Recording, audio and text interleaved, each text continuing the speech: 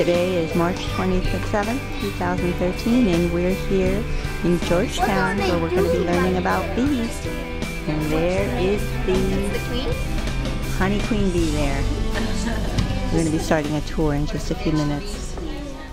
2013 Texas Honey Queen, and my job as Honey Queen is to represent the Texas Beekeepers Association and educate others about what honeybees do for us. Williamson County Area Beekeepers Association is hosting the Kids Learning About Bees event today, so we want to thank y'all for coming. While you're here, y'all are going to get to learn some of the different equipment that the beekeeper uses, what a beehive looks like, the different bees that are in a hive, how we extract honey, and then the last bit is pollination, which is the honeybee's most important job. So we'll also have some time for y'all to ask questions throughout, and at the end there's an activity that y'all can do. So if y'all are ready, we're going to go ahead and head through here, and when we're going through this... And I'm with the Williamson County Beekeepers Association, and we're putting on Kidslab today. It is a mini Kidslab, something like we do on the state level likewise. I've been keeping bees since 1975, so I'm a beekeeper from a prior century. I've been at it a while. But we, on the local level, we promote beekeeping among youngsters, and homeschool is a place where we get a lot of our recipients for our scholarships. So we're glad that y'all are out here learning about bees. For the next 40 minutes, we're going to talk to you about bees and beekeeping. Now, I'm a beekeeper, and when I go to work, I'm just like anybody else. If I worked in a factory, I might have a certain uniform. If I worked for UPS, I'd have a uniform. If I went to an office, I might have the shirt and tie and the coat. That'd be a uniform. So when you go to the bee yard, you have a uniform too. This is my uniform right here, and it consists of all the protective gear that I might need while I'm in the bee yard. So the first thing I'm going to start with is coveralls. A bee stinger is only about that long, very small, but they're amazing how well they can use it, and when they use it, you know it.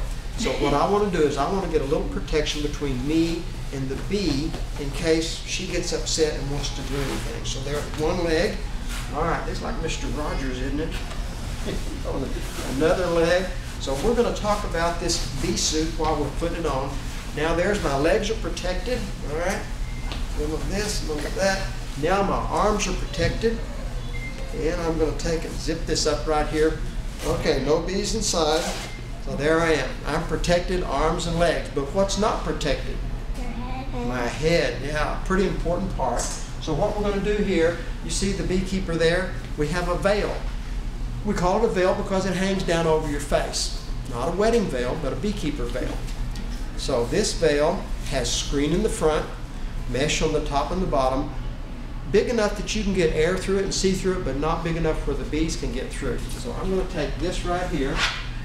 Here's my helmet. I'm going to put it right on over my cap. That works fine. And we're going to put this on over that. Let's see if I can make this happen, all right?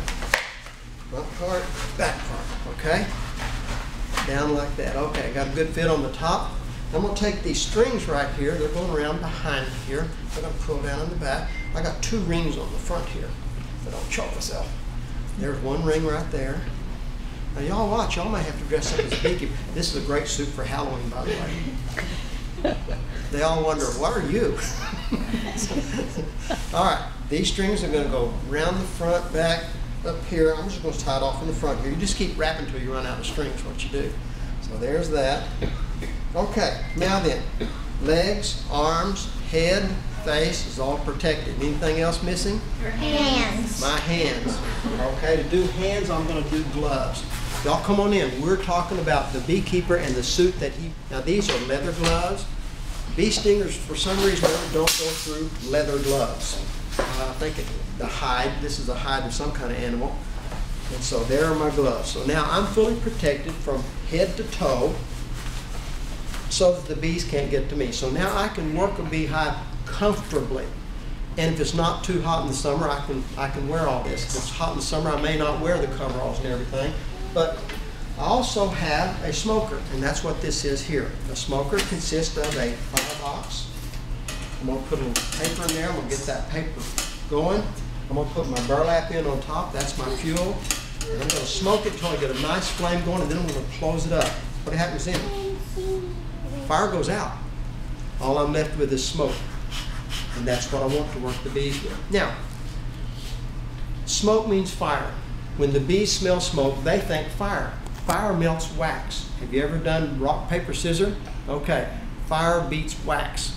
And so the bees take an entirely different posture whenever they smell the smoke. They draw back in, they gorge themselves with honey in preparation to flee the hive in case there is a fire that's going to destroy their home.